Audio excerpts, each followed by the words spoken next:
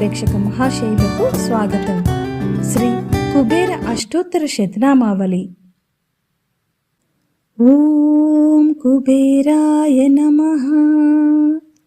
ఓం ధనదాయ నమః. ఓం శ్రీమతే నమః.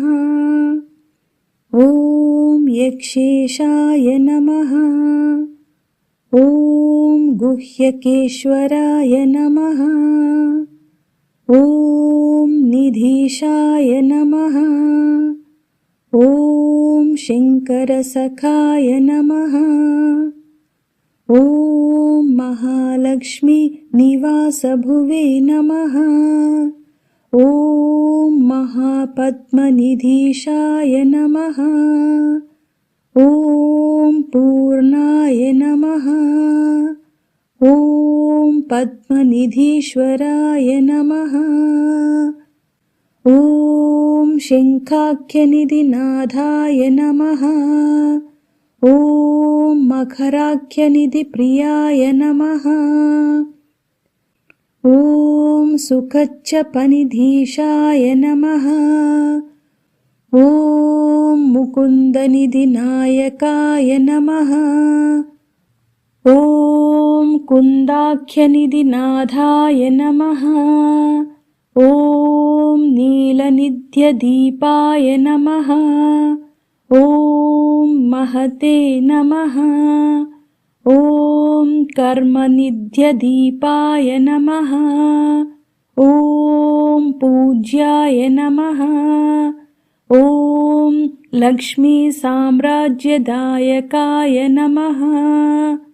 ఓం ఇలావిడాపుత్రాయ నమః. ఓం కోశాధీశాయ నమః. ఓం కులాధీశాయ నమః. ఓం అశ్వారూఢాయ నమః. ఓం విశ్వవంద్యాయ నమః. ఓం విశేషజ్ఞాయ నమః. ఓం విశారదాయ నమః. ఓం నలకూబరనాథాయ నమః. ఓం మణిగ్రీవపిత్రే నమః. ఓం గూఢమంత్రాయ నమః. ఓం వైశ్రవణాయ నమః. ఓం చిత్రలేఖామనప్రియాయ నమః. ఓం ఏకపింఛాయ నమః. ఓం అలకాధీశాయ నమః. ఓం పౌలత్స్యాయ నమః. ఓం నరవాహనాయ నమః. ఓం కైలాసశైలనిలయాయ నమః. ఓం రాజ్యదాయ నమః. ఓం రావణాగ్రజాయ నమః. ఓం చిత్రచైత్రరథాయ నమః. ఓం ఉద్యానవిహారాయ నమః. ఓం విహారసుకుతూహలాయ నమః. ఓం మహోత్సాహాయ నమః. ఓం మహాప్రాజ్ఞాయ నమః. ఓం సదా పుష్పకవాహనాయ నమః. ఓం సార్వభౌమాయ నమః. ఓం అంగనాథాయ నమః. ఓం సౌమ్యాయ నమః. ఓం సౌమ్యాదికేశ్వరాయ నమః. ఓం పుణ్యాత్మనే నమః. ఓం పురుహూతశ్రీయై నమః.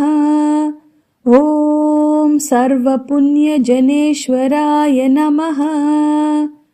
ఓం నిత్యకీర్తయే నమః. ఓం నిధివేత్రే నమః. ఓం లంకాప్రాక్తననాయకాయ నమః. ఓం యక్షిణీవృతాయ నమః. ఓం యక్షాయ నమః. ఓం परमशान्तात्मने नमः। ॐ यक्षराजाय नमः। ॐ यक्षिणीहृदयाय नमः। ॐ किन्नरेश्वराय नमः। ॐ किंपुरुषनाथाय नमः। ॐ नाथाय नमः। ॐ खड्गायुधाय नमः। ॐ वशिने नमः।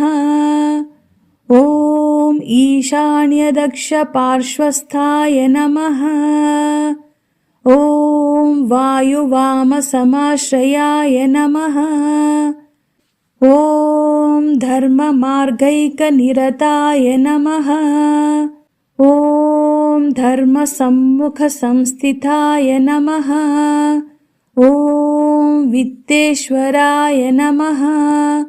ॐ धनाध्यक्षाय नमः। ॐ अष्टलक्ष्मैश्रितालयाय नमः।